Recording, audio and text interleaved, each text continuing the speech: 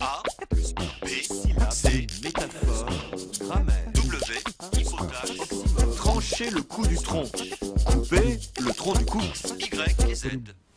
Ne craignons pas d'être un peu laxistes, à bon escient du moins. Quelques semaines avant le référendum sur le projet de traité constitutionnel européen, un journaliste célèbre publia dans un grand hebdomadaire un article très favorable à ce projet de traité. Il y glissa cette phrase prémonitoire: « Je crains néanmoins qu'il n'y ait quelques discrépances entre les élites européennes et les peuples. » Il reçut un volumineux et véhément courrier. Ce courrier ne portait pas sur cette question mineure, l'avenir de l'Europe et de ses institutions, mais sur l'usage jugé abusif du mot « discrépance ». Les lecteurs en colère y voyaient un regrettable anglicisme, calque fâcheux de l'anglais « discrepancy ».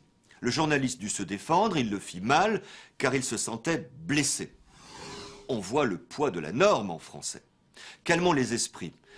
L'anglais « discrepancy » est un calque du mot latin discrepantia, qui signifie la discordance. Pourquoi le français qui l'a pratiqué si souvent ne pourrait-il pas lui aussi former un terme calqué sur le latin discrepantia? Et d'ailleurs, il l'a fait. Les lecteurs en colère ignoraient que le mot français discrépance est courant jusqu'à la fin du XVIe siècle. Il suffit simplement de le faire revivre. Il viendra prendre sa place parmi d'autres termes en D, discorde, dispute, dissension. Pas de quoi fouetter un chat, encore moins un éditorialiste. A plus B, C, métaphore, grammaire, W, hypothèse.